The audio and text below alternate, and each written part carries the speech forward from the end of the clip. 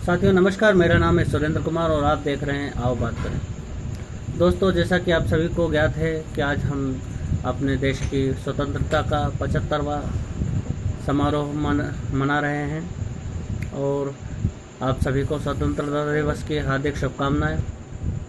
दोस्तों, हमारे इस बार के 15 अगस्त में पिछली बार के 15 अगस्त से यह विशेषता है कि इस बार का 15 अगस्त का हमारा समारोह स्वतंत्रता दिवस समारोह अमृत महोत्सव के नाम से बुलाया जा रहा है। तो साथियों, लेकिन मैं इस अमृत महोत्सव पे आपसे कुछ अपने विचार व्यक्त करना चाहता हूँ आपके सामने। और वो ऐसा है कि साथियों, हम स्वतंत्र तो हुए हैं, हमें 75 वर्ष हो गए हैं स्वतंत्रता प्राप्ति किए हुए, लेकिन हमारी जो आज की स्वतंत्रता है वो वास्तविक स्वतंत्रता नहीं है। वास्तविक स्वतंत्रता इसलिए नहीं है क्योंकि हम सभी जानते हैं कि हमारे यहाँ स्वतंत्रता सेनानियों ने स्वतंत्रता संग्राम में जो आहुतियाँ दी हैं, जो बलिदान दिए हैं, वो पूरे भारतवर्ष के लिए दिए थे। भारतवर्ष मतलब अखंड भारत। अखंड भारत का मतलब पाकिस्तान और बांग्लादेश के संपूर्ण स्वरूप को इसी भारत में इकट्ठा कर लिया जाए, उस भारतवर्ष को अखंड भारत कहा जाएगा।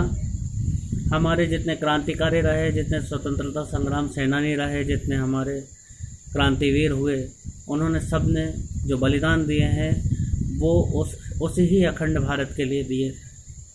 चाहे वो चंद्रशेखर आज़ाद रहे हों, चाहे वो शहीद आजम भगत सिंह रहे हों, चाहे राजगुरु रहे हों, सुखदेव रहे हों, खुदीराम बोस जी रहे हों, हमारे नेताजी सुभाष चंद्र बोस जी रहे हों। कुल मिलाकर जितने भी हमारे स्वतंत्रता संग्राम सेनानी रहे, जिन्होंने अपने प्राणों की आहुतियाँ देश की स्वतंत्रता के लिए दी हैं, अभी हमारा वर्तमान भारत उनके सपनों का भारत नहीं है साथी। उनके सपनों का भारत वही भारत है जिसके लिए उन्होंने बलिदान दिए हैं। वही भारत है जो आज हमारे पास नहीं है। वास्तविकता यही है, हमारी यह स्वतंत्रता अधूरी है। हमारी यह स्वतंत्रता हमारे अखंड भारत के साथ ही कंप्लीट होगी, पूरी होगी। दोस्तों, अखंड भारत का मतलब केवल और केवल भूमि प्राप्त कर लेने से नहीं पूरी तरह से पूर्ण होगा। ये हमें संकल्प करना होगा साथियों कि हमारा जो भूभाग है वह तो हमारे पास वापस आना ही चाहिए। हमारे जो लोग हैं, जो षड्यंत्रों के द्वारा, जो प्रपंचों के द्वारा धर्म से च्युत करके अन्य विचारधाराओं में धकेल दिए गए हों, खींच लिए गए हों, भय से, लोभ से, लालच से या किसी कारण के द्वारा हमारी संस्कृति से अलग करके और ऐसे किसी विचारधारा की ओर खींच लिए गए जो न देश के लिए हितकारी है, न जो समाज के लिए हितकारी है, न जो विश्व के लिए हितकारी है। ऐसे चिंतन का वे लोग हिस्सा बन चुके हैं, उन्हें भी हमें वापस लाना होगा। जो भूभाग हमारा आज पाकिस्तान और बांग्लादेश के नाम से प्रसिद्ध है, जिसे हम जानते हैं, उस भूभाग को भी हमें वापस प्राप्त करना होगा। और जहाँ पे वे जो लोग रह रहे हैं, जिनको किसी भी तरह से हमारे चिंतन से, हमारी संस्कृति से, हमारे आध्यात्म से, हमारे धर्म से दूर किया गया है, चाहे वो भय हो, चाहे लोभ हो, चाहे लालच हो, चाहे और कोई अन्य कारण रहा हो, जिसकी वजह से वे हमारे सनातन से, हमारे धर्म से दूर गए हैं, उन सब की एक एक व्यक्ति की जब तक वापसी नहीं हो जाती है, तब तक हमारा स्वतंत्रता, हमारे आज़ादी पूर्णतः हमें प्राप्त नहीं होगी। ये जो हमारा देश है, ये हमें आंशिक आज़ादी के साथ प्राप्त हुआ है। इस बात को कहने में और स्वीकार करने में मुझे कोई संकोच नहीं है कि हमारी आज़ादी अभी पूरी तरह से कंप्लीट नहीं है।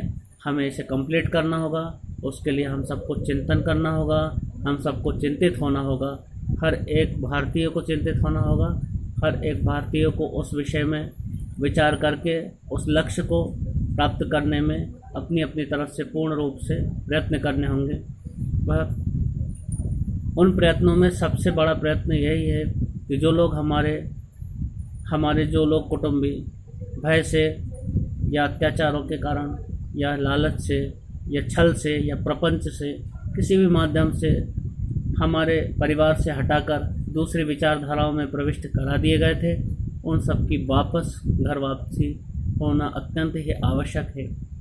यह देश के हित में भी रहेगा, यह समाज के हित में भी रहेगा, यह विश्व के हित में भी रहेगा और ये सभी के लिए मंगलकारी होगा, सुखकारी होगा। हमारा भारत जब पूर्ण रूप से अखंड हो जाएगा तभी मैं स्वतंत्रता को स्वतंत्रता स्वीकार करूँगा। अन्यथा यह जो स्वतंत्रता हमारी है यह आंशिक है, यह पूर्ण रूप से हमें प्राप्त नहीं हुई है और उसके लिए जब हमें पूर्ण रूप से स्वतंत्रता प्राप्ति किस तरह से हो इसके लिए हमें विचार करने होंगे, हमें प्रयत्न करने होंगे, हमें पुरुषार्थ करना होगा, हमें संकल्प लेने होंगे, दृढ़ संकल्प लेने होंगे, कठोर संकल्प लेने होंगे। आशा करता हूँ आज की मेरी ये बात जो मैंने इस विषय पर कही है आपको अच्छी लगी होगी। यदि आप सहमत हैं तो कृपया कमेंट अवश्य करें और लाइक करें, अपने साथियों के साथ शेयर करें और मेरे चैनल को बने रहने में सहयोग करें। इसी के साथ आज्ञा चाहता हूँ। जय हिंद, वंदे मातरम, भारत माता की जय। आप सभी को स्वतंत्रता दिवस की हार्दिक शुभकामनाएं। हमारी स्वतंत्रता को पूर्ण करने के लिए सभी प्रयत्नरत होंगे, इसी आशा के साथ आज्ञा चाहता हूँ। जय हिंद।